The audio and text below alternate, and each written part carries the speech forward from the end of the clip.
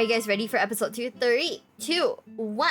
Last time, our hero was trapped deep in Horde territory at merely level 19. You might recall the predicament of self-doubt and absolute fear of failure. But I pushed through it.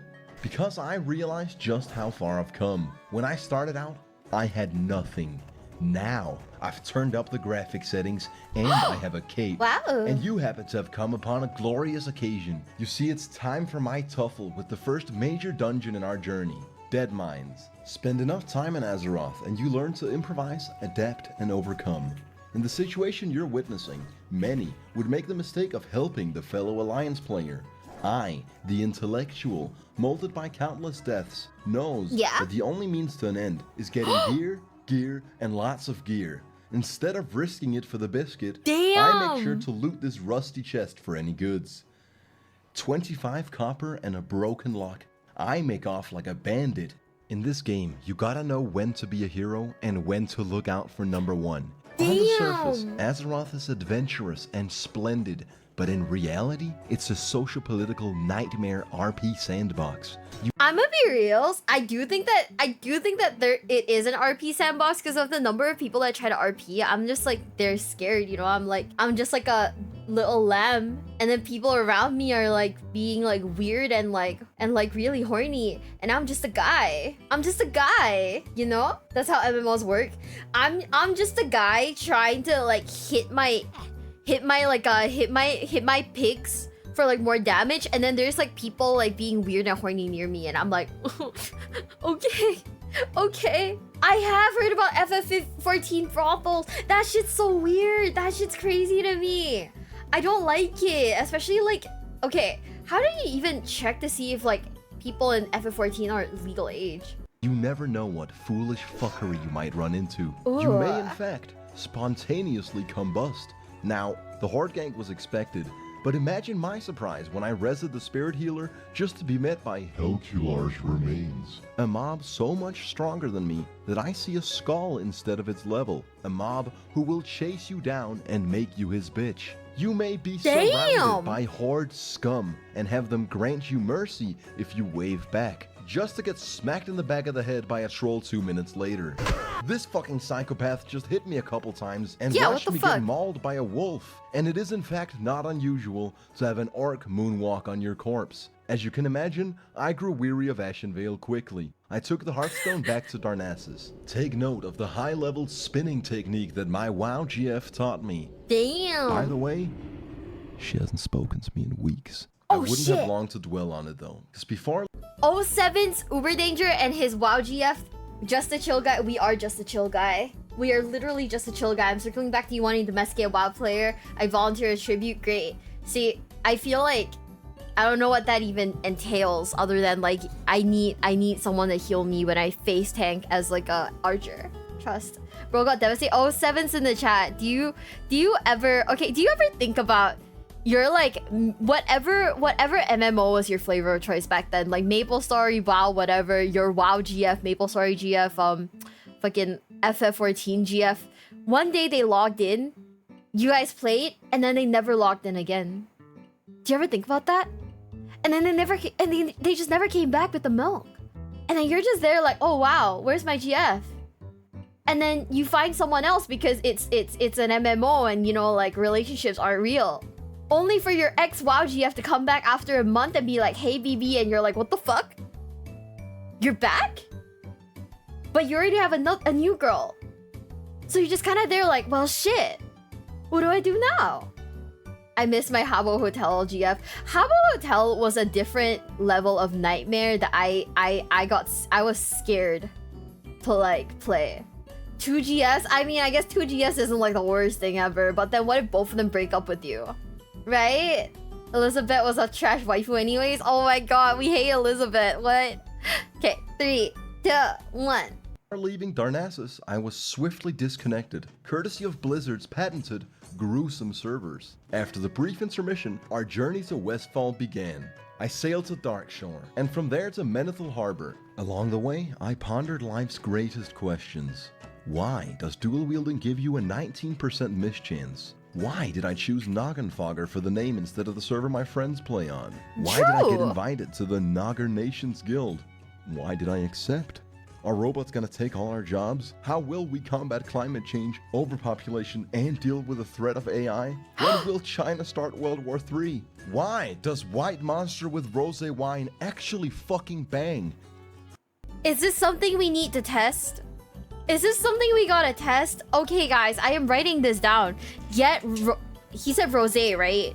Get rosé wine. Find a third GF. I'm not finding a third GF. That's too many women, and I'm scared. Okay, get. Oh shit, my pen's not working. Get rosé wine plus white monster. I don't know why I can't say the word monster today. What the fuck? Okay, unrealistic problem and wow. Trust. I believe it'll happen. Can it taste like sangria? I don't know what sangria tastes like. I don't know what Gatorade. It's Gatorade and wine? That's crazy. Mixed alcohol of energy drinks. Read. You don't get it. My favorite drink. This is gonna sound kind of gross to you guys, but my favorite drink are Jaeger bombs. We go fucking hard in this community. Okay, 3, 2, 1. Boomer juice, by the way. Then I flew to Stormwind, and from Stormwind I traveled on foot to Westfall. When I arrived at my final destination, Sentinel Hill. I might actually break my fucking monitor. Sentinel Hill. You did it!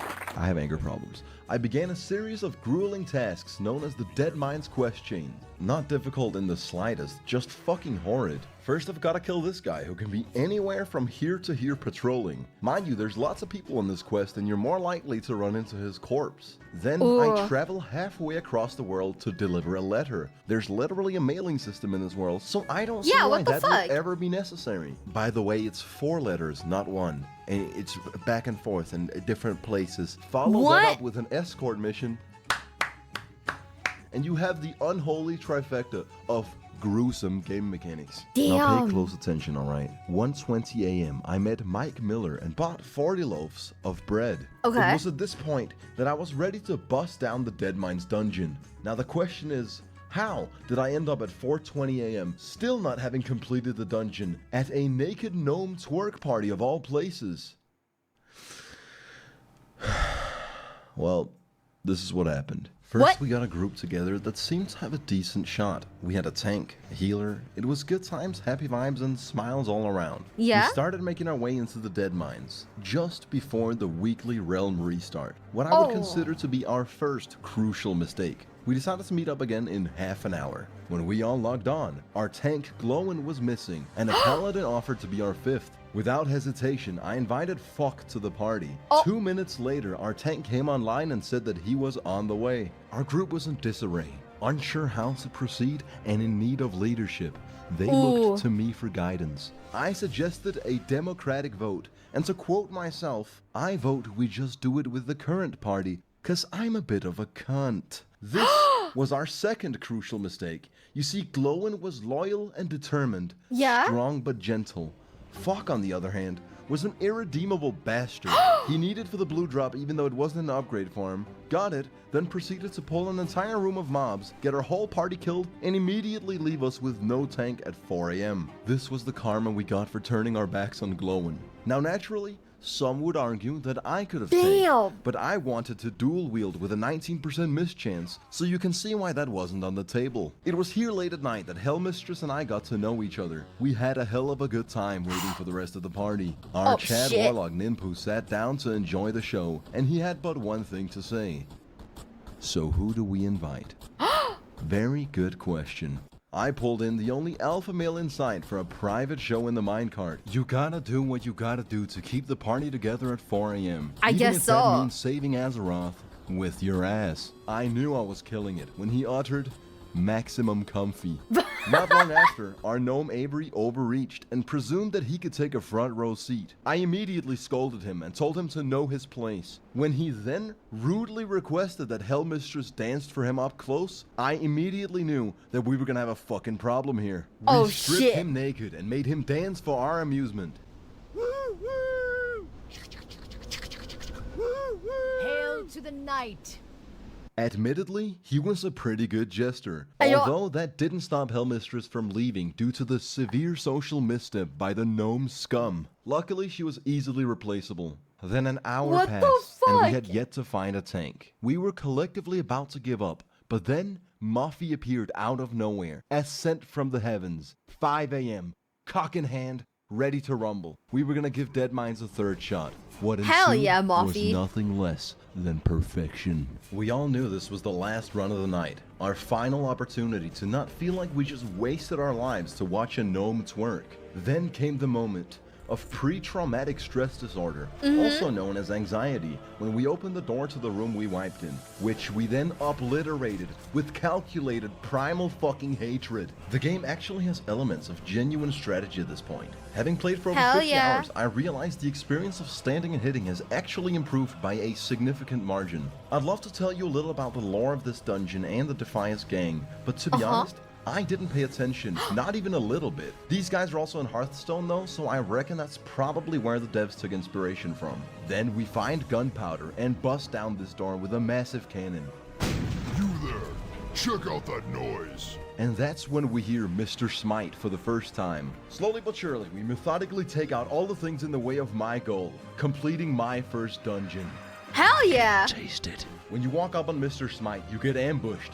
Now for a casual group of WoW enthusiasts, this part is actually rather difficult, but for a group of war-hardened fucking animals up at 5 a.m., it really is benign and laughable. Notice the perfect coordination. I aggro the two mobs and the healer focuses on keeping me alive, whilst Muffy takes on the big guy. We make quick work of the two weaklings and then focus the full blunt force of our emotional instability on the Don, the big cheese, Mr. Smite, also canonically referred to as Mr. Worldwide. Mr. Worldwide! Really? Now you're making me angry. Now he's angry, so he pulls out the ultimate weapon, Smite's hammer. Something he should have done from the beginning rather than right before dying. Yeah, what the fuck? Against all odds, the hammer actually fucking drops, and I can tell it's a massive stat upgrade for me. Now let me explain how item drops work in dungeons. You can either greed, need, or pass. If all 5 players greed, each of them roll a number, and the one with the highest number gets the drop. If any players need, then it's a roll between those players, because that takes priority. One by one, I saw all my comrades in good faith press greed and not need. There I stood, with the power in my hands. It was up to me. I'd never had a blue item before, and the choice was mine. It was so tempting, yet I recall a promise I made to myself a long time ago, that I would live a kind, humble life of self-reflection and morality. I press greed, and with absolute vengeance and fury, roll a 72 to receive Smite's hammer. Whoa! Now I'm not a salty loser, but I am one hell of a cunty winner. I make sure to inform the others that he who greeds as the 5th man has a good heart. As we make our way up to the final challenge, Edwin VanCleef. Actually, it's at this very moment that the game starts playing Jornio's theme. I'm pleasantly surprised they licensed that into WoW Classic, but it definitely hypes you up for the final battle. After blowing him a kiss and waving at him, it's time to stop the fun time happy hour and enter go mode. Now I knew shit was going sideways when Muffy fell. When the mobs then started targeting our healer, I did the only sensible thing. Ignore it entirely and focus on the boss. I managed to take him down while our healer got slaughtered. But I'm an optimist. I can always see the positive side, like how the gnome scum fell shortly after. It was then up to me and our Chad Warlock, who actually, now that I look back at the footage, is a rogue and not a warlock. But I'm not doing it over. It's besides the point. Whatever, fuck. It's up to me and Ninpu, the higher intellects of the group, who dual-wield one-handed weapons with a 19% miss chance. And I can't think of any reason why our DPS would be inadequate. Surely the healer and tank are at fault for dying here. Finally, we prevail, just to see Edwin VanCleef drop a sick set chest piece. Ninpu selects need. I select need. Eliatra selects need. And our brainlet gnome player selects greed. Ninpu rolls a 10. Eliatra rolls a 69. Yours truly? Fucking 80! Boom! Whoa, Real let's gamer go! hours! Ninpu says fuck my life and rage quits. And there I stood, entirely fulfilled, in pure pleasure, waiting for the others to return. Dare I say, chillin' like a villain. My comrades return, and we agree to kill the cookie monster. However, I proceed to fall down and aggro all these mobs. Oh, the shit. Boydem came to the rescue, but I know a losing battle when I see one. I make my escape down the only path available to me, and run for my fucking life. What the Being fuck? chased by goblins, bandits, and murlocs, I can't help but feel that I should have been the one to resurrect and walk 15 minutes to my corpse, and they should have been the ones to escape. But of course, there's no need to cry over spilled milk. In World of Warcraft, the day-night cycle is the same as real time, and as I exit the dungeon, I see the sun rising. See? It's not all that different from real life. I hand in the Deadmines quest and go repair my armor, then take a small detour to the Ironforge Weapons Master so that we can skank out with this new hammer. By the way, Oh. using a weapon class Wait, for the first we time can fight gives the phrase, crocodiles? a swing and a miss, a whole new meaning. After testing out Smite's hammer, I went back to the place that made me realize World of Warcraft is indeed a fuckers game. Yeah? Ashenvale, the Los Angeles of Azeroth. And from there, I journeyed into uncharted territory. Guys, can you confirm is Ashenvale the Los Angeles of Azeroth? Can you agree? Do you agree? Hi besties, it's me, Miwa, and if you're enjoying today's video, please consider subscribing, okay? Like, please, please, please, please, please, please, please, please, please, times 1 billion. I'm like, really asking this of you, ne? Kinda. We don't have peppermint schnapps here, unfortunately. We're kind of limited in what kind of alcohol we have in Singapore. 6-legged crocodiles? That's still cute. Kinda? Oh my god. Okay, guys. It's the Los Angeles of Azeroth. Let's go. The Stone Talon Mountains. It was time for the Horde shitheads to pay the price of being on the Ooh. wrong side of history. I had a blast murdering these fucking losers time and time again. There's nothing quite like seeing a man die. Here we go again. And walk all the way to shit. his corpse just to get obliterated again. Forcing them to reset the spirit healer, breaking all their equipment by 25%. Oh, and shit. providing them with an unfortunate resurrection sickness that makes them 75% weaker for 10 minutes.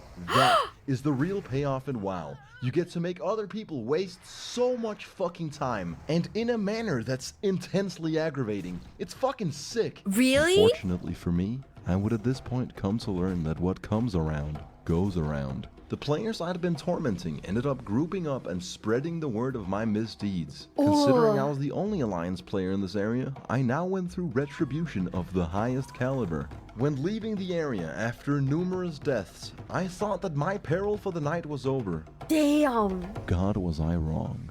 I went into a cursed land known as the Charred Vale, just to complete one simple quest. There are these 4 mobs, and I gotta kill 7 of each. Simple enough, right? Except for the fact that the Charred Vale is packed to the brim with Horde players. So the experience goes a bit like this. Find and kill one of the mobs, and then I die, courtesy of some cunt Horde player. Oh shit. Got it. Then I walk all the way to my corpse and repeat. Sometimes the experience is actually a bit different and varied, because I'll also just die to the mobs. I should have just given up, but for whatever reason, I was hell-bent on finishing this godforsaken fucking quest. This guy fucking ate my corpse. The World of Warcraft has really diverse gameplay, you know? You never know if you're gonna die to the Horde gank, or the mobs, or the very Blizzard servers themselves. Oh, It took me shit. an hour and a half. I went through this bullshit until 4 a.m., at which point I left the Stone Talon Mountains to never return. Now, Damn. you might recall a certain apathy regarding the fact that I can only fight one mob at once. But after 70 hours of game time, you can do this. Ooh. You fucking murlocs! Notice how I level up right before dying to the last murloc.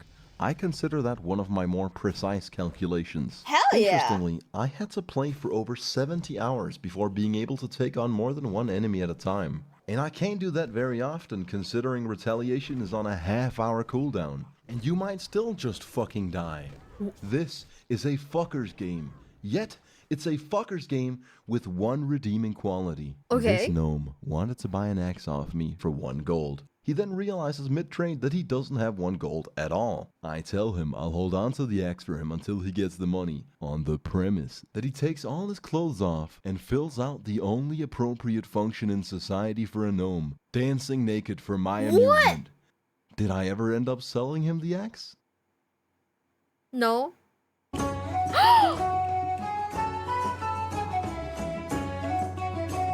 What is this obsession with getting gnomes to dance naked? That's crazy. This is so funny.